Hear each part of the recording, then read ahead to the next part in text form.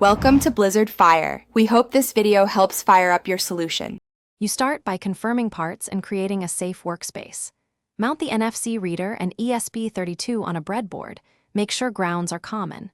Connect 5V from the regulated supply to the reader, and 3V/GND to the ESP32 as required. Wire SDA/SCL or SBI pins between reader and ESP32 per the module spec. Once done, add a 1K pull-down if needed and verify continuity with a multimeter so you avoid short. Now you program the ESP32. Install the board package and a PN532 library. Write code that reads card UID, checks it against a stored whitelist in EEPROM, and logs attempts. Use a secure checksum on stored ID so accidental corruption is detectable.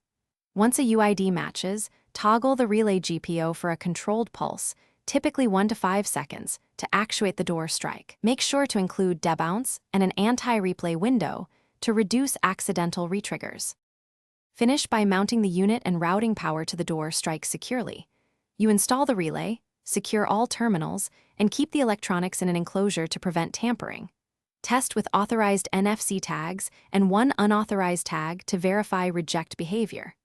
Once done, measure voltage at the strike under load and run repeated cycles to ensure reliability.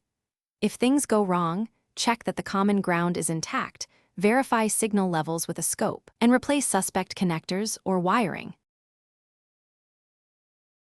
Thanks for watching. If you found this helpful, don't forget to like and subscribe.